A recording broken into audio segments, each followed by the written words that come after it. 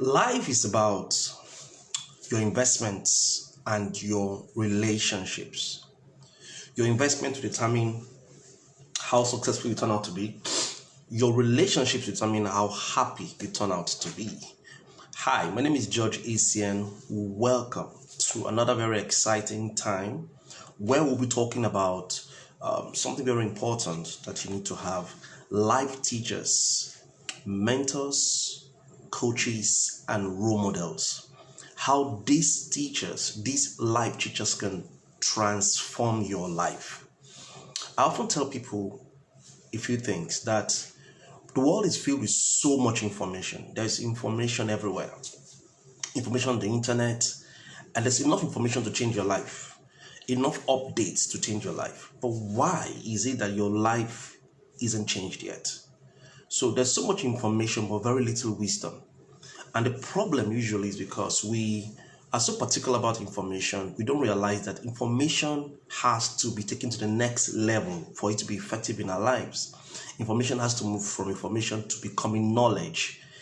And that person, those people who move information from that information part to knowledge, are called teachers. So a teacher takes scattered, disjointed information and then make that information usable knowledge. That's what teachers do. Beyond that, teachers also help you move talent to skill. I'm of the very strong opinion that people have incredible potentials in them, and that with those potentials comes greatness. Let me just lay a certain foundation about infinitesimal. The number of people who cannot do anything for themselves is very, very little. People have potential. I speak to you, you have something on your inside that can change your life. Let me define what talents are. What's a talent? When we say talent, when we say gift, what do we mean by that? A talent or a gift, of course, you know that because you have talent, you need a teacher to move that talent or that skill you have, or that talent you have, into becoming a skill. So aside transforming information to usable knowledge, teachers also enable you move your talent into skill. And what is valuable, what makes you valuable in the marketplace, what brings you the money, is not the talent, the raw, untapped, or not honed talent you have, but the skill, the processed talent. So let's quickly define what talent is. Talent, and you have it, is anything that you possess that is a work tool for your purpose and your assignment. Your equipment for purpose and assignment is your gifting and your talent. So that's number one definition. Another definition of talent is that your talent or gifting is anything that you possess that you can exchange or trade for fame or for fortune. So you bring it to the marketplace, all right, as a talent that's been processed into a skill, and you bring it to the marketplace, and then in exchange you receive fame and you receive fortune. So that talent is. A talent also is anything that you can do with ease. It is your grace, it is your grace, it is your gift. Your talent is your ease, your talent is your grace, your talent is your grace, and your talent is your gift. And you have it on your side. The number of people who are incapacitated, who can't do or achieve anything, is very infinitesimal, very small. So if you pay attention to the gift that God has put in your inside, and you do something about it, your life can truly change. So what things do you do? What activities do you do with ease? What is your grease? Like the oil, your lubricant. When you have frictions, the frictions we have in life as a result of a lack of lubricants. And the lubricants here talks about the grease, that makes the engine of life, the engine activities of our life to be smooth. And that's why you really need to start paying attention to your lubricant. What's your lubricant? What will make your life easier? So that's your grace, and your gift. Your talent or your gifting is anything that you possess that people appreciate you and celebrate you. That's what your talent is. Maybe it is speaking, maybe it is singing, maybe it is acting, whatever it is. You have something your inside that represents a seed of greatness that can make you very great. Of course, that you will need a teacher, and we're going to talk about that shortly. You need a teacher to cultivate and help you develop from talent to skill. A talent is anything you possess that you can do exceptionally well, that provokes envy, criticism, and jealousy. And people look at you and say, why is he behaving like that? Is it because he can speak? Or is it because he can act? Or is it because he can dance? Or is it because he can organize? Whatever you possess that exceptionally well, that provokes envy, criticism, and jealousy is your talent. That is striking.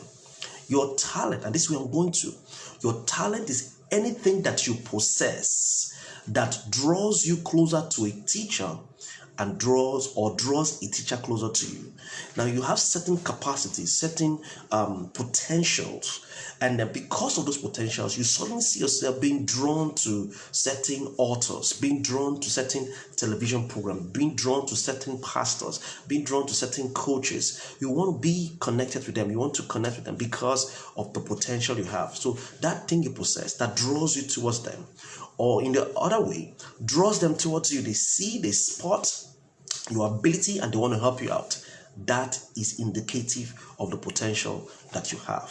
So because of this, you must understand that because we're drawn towards teachers, and teachers are drawn towards us, teachers and our talents play a very major role. If you're going to move your talent from just being ordinary talents to becoming cutting-edge skills that is relevant, that is impactful, that will bring solutions to you, that will enable you to meet your assignment and fulfill your purpose, you need to understand the place of teachers. That relationship is important. Like I said, life, first of all, is about the investment that we have. And secondly, life is about the quality of people around us, the relationships we have. And when we talk about relationships, we're looking at our uplines, our sidelines, and our downlines. Our uplines are people who are above us. Most of them are teachers, people who can give us grace, who can teach us, who can grow us. Our sidelines are our quality friends, our peers, our acquaintances, people who will work with us, who inspire us, encourage us. Friendship means friends on the same ship going to a particular direction. And our downlines are people who follow us, people who are inspired by what we do. So we're going to not talk about our downlines. We're talking about people that are following us. When we look at that, we're discussing our ability to lead. We're not talking today about our friends, our acquaintances, our peers, our alliances, our partnerships. Then we're talking about people who we can help and who help us, who inspire us. Today, I want us to look at our uplines, our life teachers. Now, what do these teachers do? These life teachers help us to organize information. When information is organized, it becomes knowledge. Knowledge. And knowledge is what we can use to achieve the results in our life. The next thing that lectures do, very beautiful thing, is that teachers also help us transform or help us cultivate our talent into becoming cutting-edge skills. It's that cutting-edge skills that we take to the marketplace that becomes very, very powerful. So teachers are important in your life. I want to ask a question to you. Do you have teachers? Do you have people that teach you in the different areas of your life? That's what we're discussing today. So we have three kinds of teachers that you may want to be exposed to. I'm going to list out a few of them. The first kind of teachers we have are role models. Who are role models? I have a role model.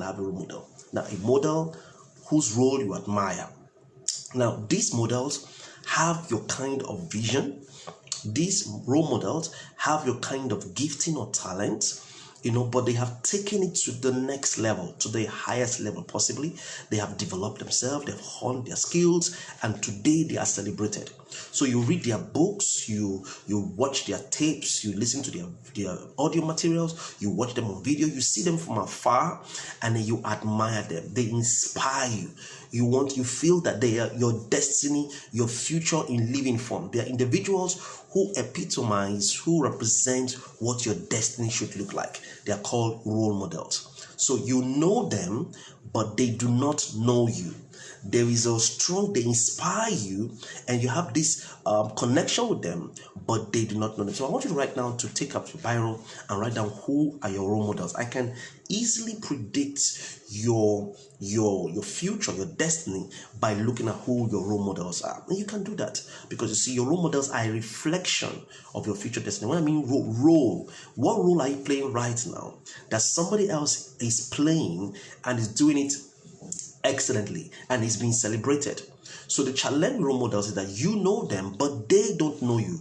So there is a relationship deficiency. There's a problem. You know them, but they don't know you. So if as great as role models are, you need to have them in your life. Read their books, watch their tapes. They don't know you. And that leads us to something very important, to the second kind of teachers, life teachers that can impact our lives, that can help us organize information and make information to workable, usable skills, to knowledge, to help us transform our talents, the raw talents we have, into cutting edge and relevant skills. The next kind of teachers that we need in our lives are coaches. Now, the difference between a role model and a coach, one of the major differences is that a coach or a life coach has a relationship with you. He has a relationship. In other words, you know this coach and the coach knows you. There is a connection. There is a relationship. Now, in the other case, the role model, you don't know the role model, or you know the role model, but the role model doesn't know you. So now, what's it about a coach?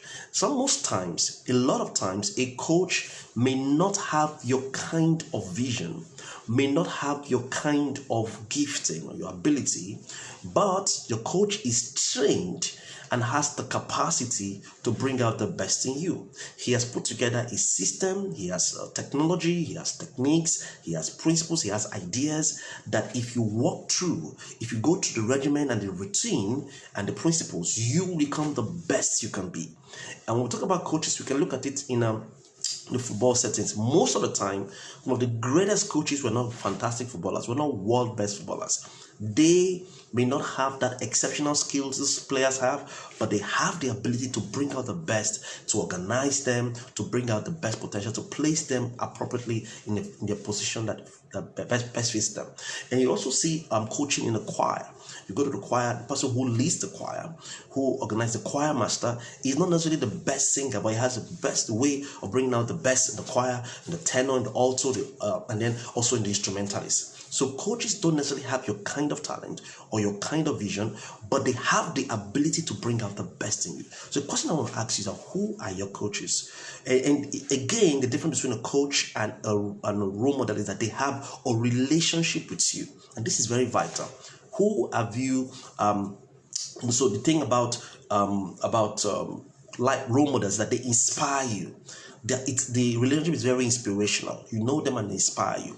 The thing about coaches is that they don't necessarily inspire you. Yes, there's an inspirational element in that interaction, but most of the time they instruct you. So role modeling is inspirational, coaching is instructional, because you need to run on instructions for you to be able to become all that you're supposed to be. I know if you think of a certain very, very powerful guy called Sir Alex Ferguson. He was the coach of Manchester United between 1986 to 2013. He had fantastic achievements to his award. He had 38 trophies to his award. He won 20 league titles for Manchester United. He won 2 Champions Leagues for Manchester United. He won 884 games. I mean, he's a knight. He's called Sir Alex Ferguson, and he played and managed 1,498 games. Amazing figure. So he served as a coach. Was he a fantastic footballer in his time? No, but he was able to just raise a lot of people. He raised, he discovered, spotted from FC Porto, Cristiano Ronaldo, and developed him to become the world best player. Ronaldo was sold to Real Madrid and also became world best player and won many Champions League, a lot of things. So you need to have a coaching experience in your life. Not just have role models, not just read books, and you need to have a coaching experience in your life. Now, there are 2 kinds of coaches. And for those of you who follow me carefully, I've taught you about the 2 kinds of coaches that we have. We have a coach A and we have a coach B. Now, who is a coach A? A coach A is just a metaphor or a description of people who are not very hard on you, who will want to help you at your pace. You probably need to have that experience in your relationship, in your business, whatever. So you walk at your pace and they groom you and they help you. Eventually, they will help you become what you're supposed to be. Now, we have another kind of coach called the coach B. Now, coach B is quite different, a little harder, little sterner, and he's more disciplined. He puts you into rigorous training, and the idea basically is to get you to become the best you are. Let me give you an example I share all the time when I ever explain coach A and coach B. So your goal is to become an Olympic champion. You want to win a gold medal in the championships, and then this guy is a runner. This coach is a runner. He's trained greatest runners, perhaps Usain Bolt, and then you want him to train you. You meet him, the coach A now, and you tell him about your goal. He's excited with you, and he tells you, okay, we're going to have to come tomorrow by 5:30 a.m. so we can go to the field and do some running and training, and I wish you come around so we can help you. Your goal is possible. You can win the Olympics. You show up the next morning by 6 a.m. instead of 5:30 a.m. with excuses. And he said, my family, I had to take care of my family, blah, blah, blah, blah, blah, blah. And then this guy's like, okay, no problem. Let's start going.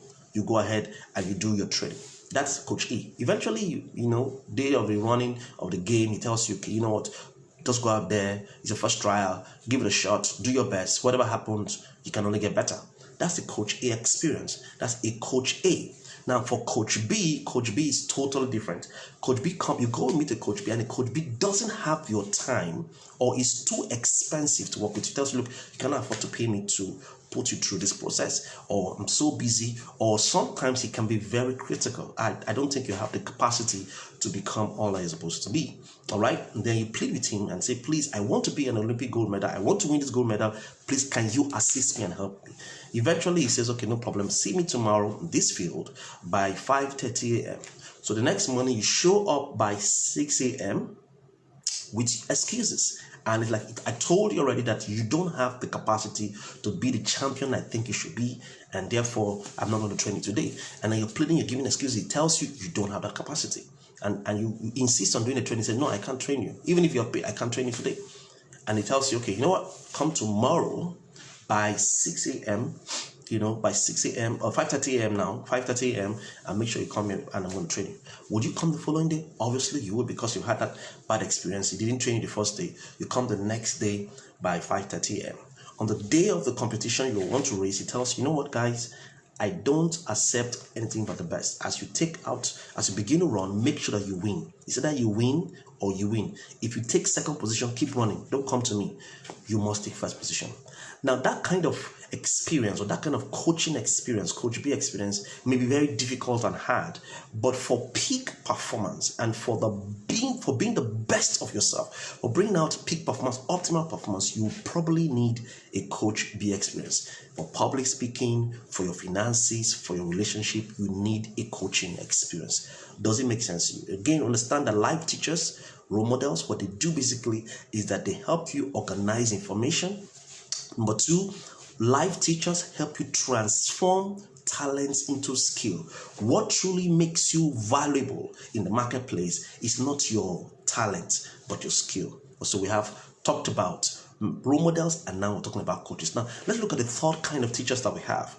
The third kind of teachers we have are called mentors. I know you've heard the word mentor, be my mentor, be my mentor. Who is a mentor?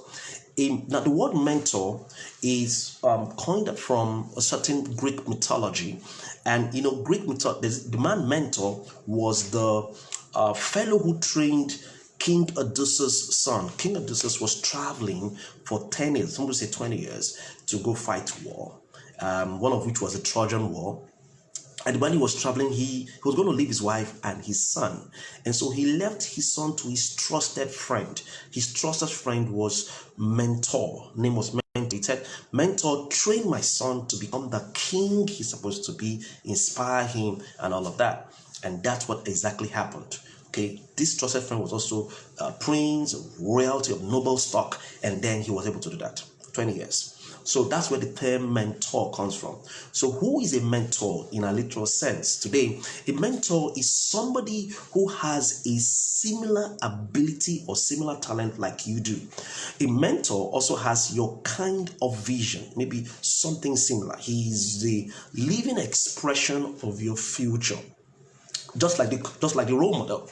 Now, the difference between a mentor and a coach is that a coach may not have your kind of ability, but the mentor 100% of the time has your kind of ability and your kind of vision.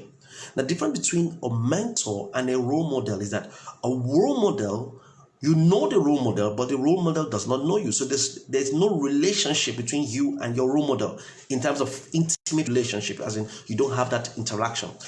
But your mentor has a relationship with you just as much as you have a relationship with him. So you go meet him and say, I want you to be my mentor, and then he agrees, and this can be very challenging. That forms a relationship. Now, both the role model and the mentor inspire you.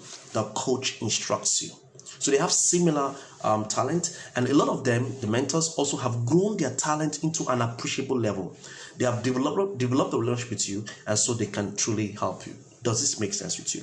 Now, who is a mentor? A mentor is someone who imparts wisdom to someone with less experience. So he can impart wisdom to you. He can give you wisdom. Someone who has your kind of ability and has developed it to an admirable stage. A mentor is also a teacher. Now, there's a challenge, and I'm going to talk about that when it comes to mentorship and you. The challenge is the relationship. The relationship can become very familiar, and I'm going to talk about that shortly.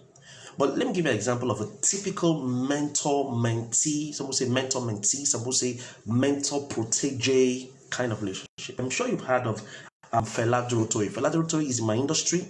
His name is Fela Durotoi is in my industry, an amazing guy who contested for Nigerian presidency in 2019, life-transforming speaker, nation builder, and he was able to raise another guy in the consulting HR business by the name Steve Harrison. I mean, you want to go hear that story, an amazing mentor-mentee kind of relationship. Fantastic relationship. Now, Steve Harris has grown to become his own guy and has moved on with stuff. All right. So what is the challenge that I said earlier about mentorship? You see, it's very easy because of the relationship you have with the mentee. It's very, very easy for you to become too familiar with your mentor.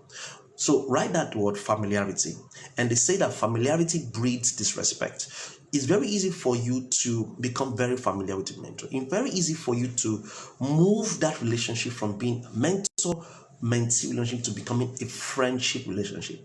But that is not what you want to happen. Because the moment you move from mentor-mentee, you stop learning from your mentor.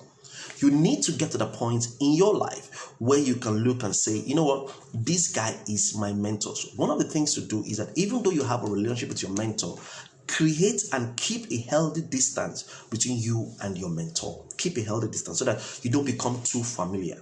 Your friends are not your mentors. Your friends love you the way you are. They accept you the way you are. But your mentor loves you too much to leave you the way you are. So you need to give him the permission to instruct, to help, and to guide you. In some cases, and I want you to pay attention to this, your mentors are so busy pursuing their goals, so busy pursuing their vision, so busy pursuing their project, and then you come into their life and then you are telling them you want them to mentor you. And sometimes you can get disappointed because they're pursuing their goals and you want them to pay attention to your own vision, your own goals. That's not how to approach a mentor-mentee relationship. One of the things to do that will help you, and I trust that will help you, is that when it comes to mentor-mentee, find a place and a spot in the vision, in the project that the mentor is doing, and do something in that regard. Help him, because when you volunteer and you help him, he will reciprocate in also looking at what you're doing. Another way to quickly learn from your mentor is to learn by observation, because most times what mentors give us is the inspirational element of that relationship. So he might not tell you this is what I'm doing. He will just, by observing his activities, his schedule, his routine, his habits, his patterns, you can extract and decode information that will help you. So that's one thing about mentors. Though there's a relationship, you may not have that thing. Sometimes you can be very funny. Now, that's not the same thing with a coach. A coach has a relationship with you. Most times a coach is paid. You pay a coach to show you, give you instructions and put you through a routine.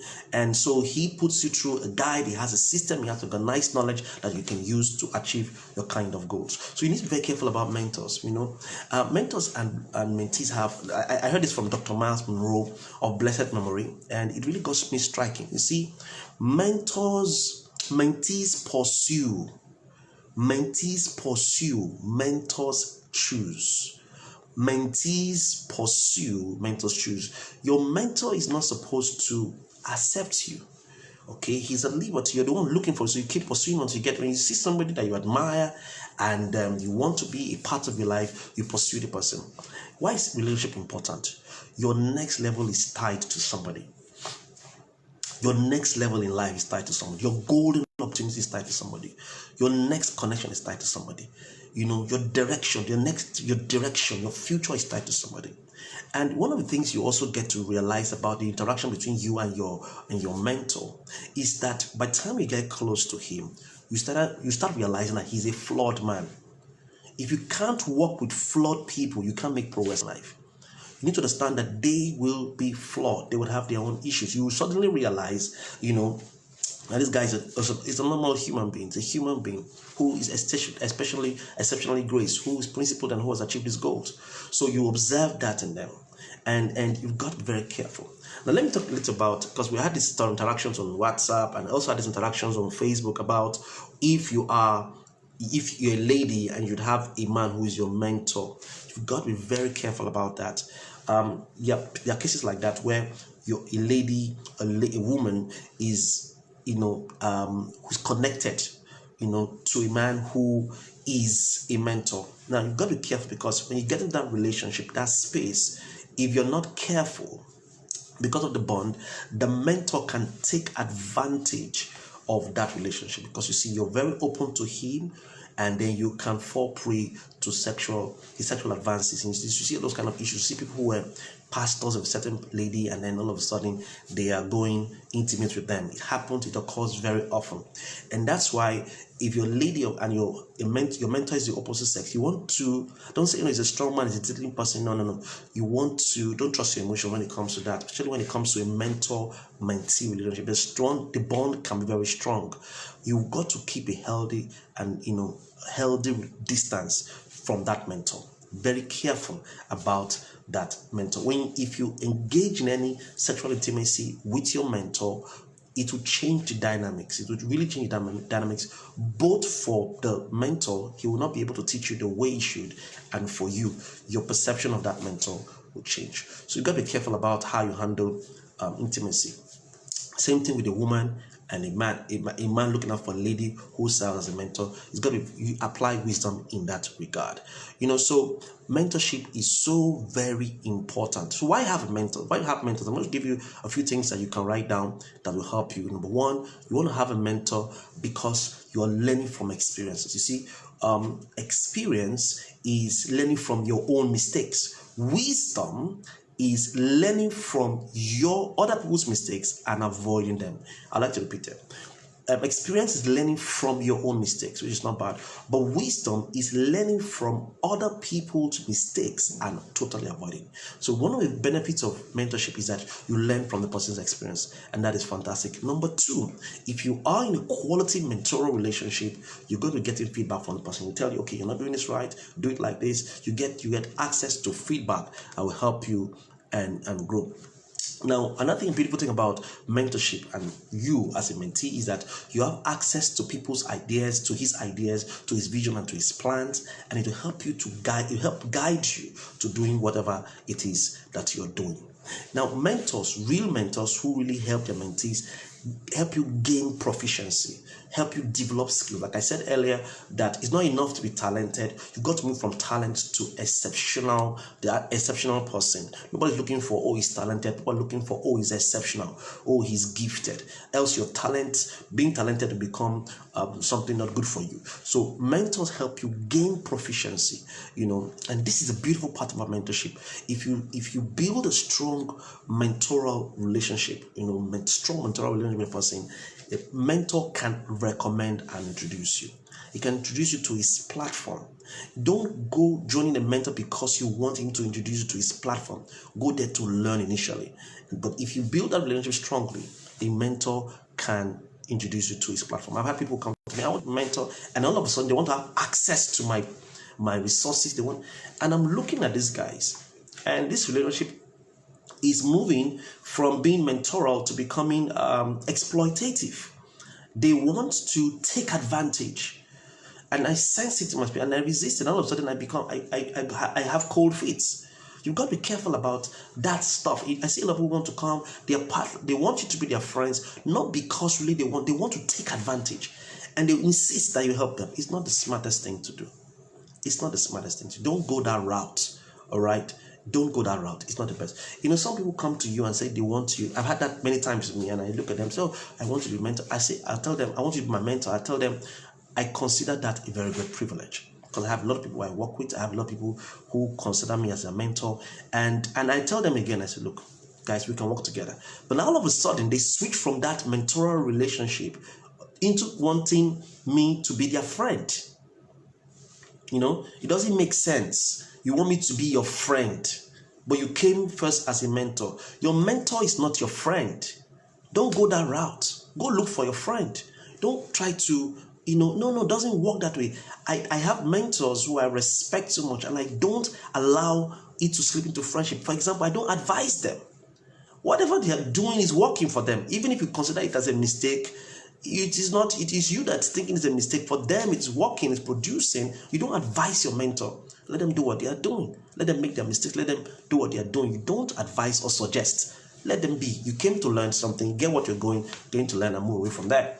And that's one thing I notice that a lot of people don't do. They don't know how to manage that, moving from friendship to mentorship. You've got to be very careful. Don't place a demand on your mentor to recommend you, And sometimes mentees also have issues. Because they have too much expectations, and the mentors are not giving them the kind of things they're expecting, they now call their mentors tormentors. You say, this guy's a tormentor. It doesn't make sense. Mentors choose, you pursue. You get what? There's a mentor, I don't want to mention his name. When I went to meet this guy, the guy didn't give me space in his life. I kept pursuing. I felt hurt sometimes, but I kept until I got what I wanted to get. And I had to know a few things. And eventually I got close to him. Today, he's in my town and he's giving me a call. George, where are you? And then we have interactions, we meet. When I'm in Lagos with him, I call him and I go to his house and we can interact. It took me some time to be able to have access like that. So you've got very careful about how you manage your, for example, don't ask your mentor for money. It's a total error. It's a total error. The person gives you access. The greatest gift your mentor can give you, or even your role model, because your role model can eventually become a mentor if you pursue it long enough, is the access he has given to you. He's giving you access, and then that's great enough. You have access to his private life. All right, you need to be very careful. You need to maintain honor. You see, honor will help your vision. I'll explain what I mean by that. When you honor a person, you will see things that can help you. Your eyes will be open to seeing things that can help you in your destiny, help you in your future. But when you become too familiar, and then your level of honor reduces, you stop seeing things that can help you. So honor will help your vision as a mentee. It will help you. So for you to have honor, make sure as you engage that relationship, realize that that man is a human being. He will be flawed, but also realize that if you keep that honor, if you consciously train yourself to honor that person, you will see the things you're looking for. Don't receive, don't take, don't ask. Rather, whatever you want to do, give. Give support. With your time, your service is what he's doing, and then give. And you see that somehow he will support you, will ask you, will advise you. This is a very simple way to get. Eventually, he would introduce you to his platform.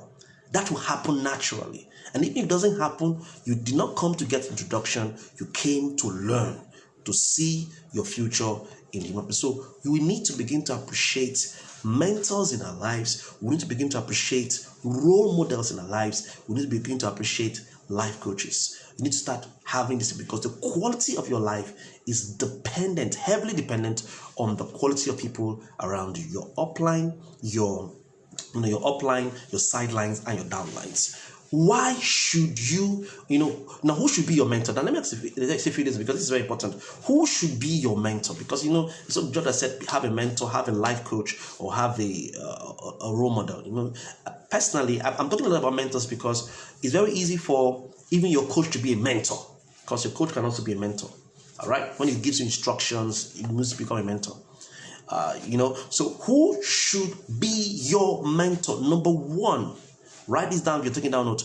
Someone who has sufficient experience. Don't get involved with somebody who doesn't have sufficient experience in that your area that you are trying to pursue. That's number one. Number two, who should be your mentor? Someone who has failed and learn. Stop looking at for people who have just succeeded. Look at someone who has failed, has a failure experience, and though he failed, he's learned from that experience and is stronger.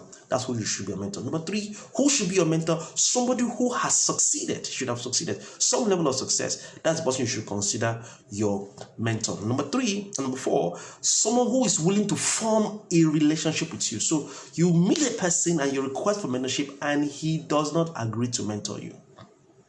There's no need to pursue it. There's no need to push it too far. Because you see, mentors choose, mentees pursue.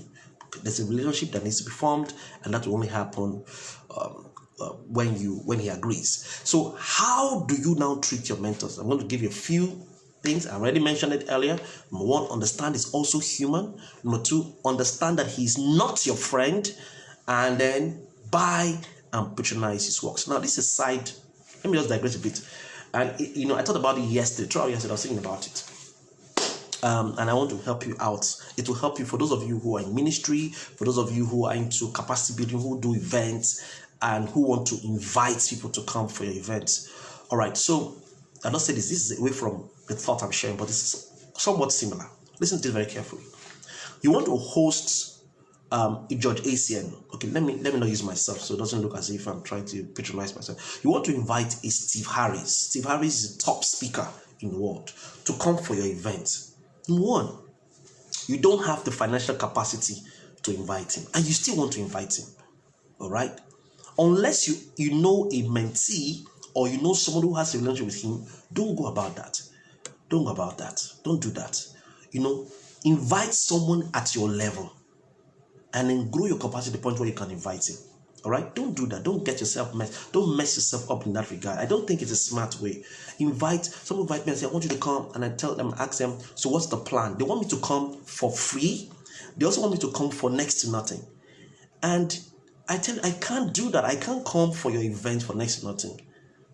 Because I don't want, number one, you're not ready for me. And number two, you don't have a relationship. So if you want to invite a Steve Harris to come at next to nothing, then you need to find a way to build a relationship with him.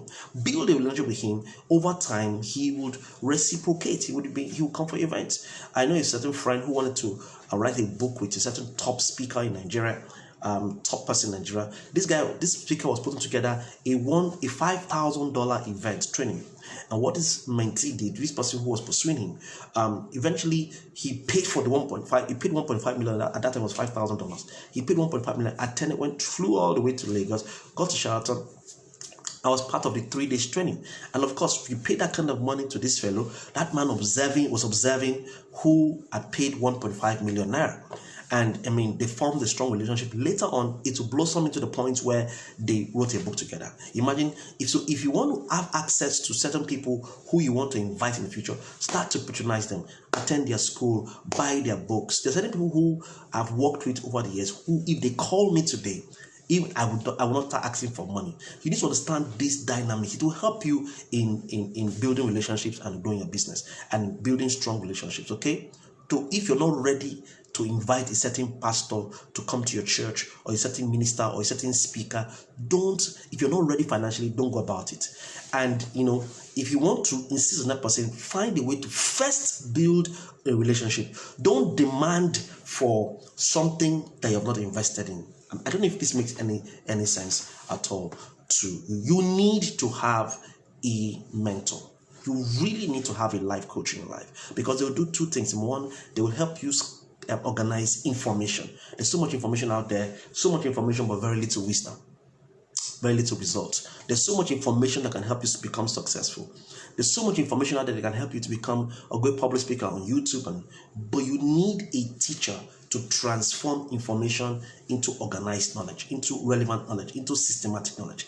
That is the challenge. Look out for either a coach. I recommend look for a coach. If you can, find a mentor, someone who is truly epitomizing what you're doing. Look out for a coach who you can form a relationship with. Pay the coach to put you through a routine, a system that will help you succeed. Look out for a mentor, somebody who has the capacity to work with you, who is doing what he's doing, and who can guide you through the process. Or look out for role models. If you have these quality people in your life will make a lot of sense. And I'm sure that I've made a lot of sense to you in this regard. So I'll leave you with this very powerful thought. Stop pursuing success, pursue mastery, and success will pursue you. Stop pursuing success, pursue mastery, and success will pursue you. How do you pursue mastery? You pursue mastery by submitting and working with the masters. Thank you. If you're watching this on YouTube, I'd like you to click on the notification button, and also make sure that you click on the notification button and the subscribe button so that every time there's a new video, you'll be updated. If you're watching on Facebook, like this page, George Asian. You can also go to georgeasian.com to get to see content, to get to see how I can help you. If you want me to be your coach or your mentor, you can send a message to me through that website or through the whatever platforms you're watching this. I look forward to working with you, and God bless you.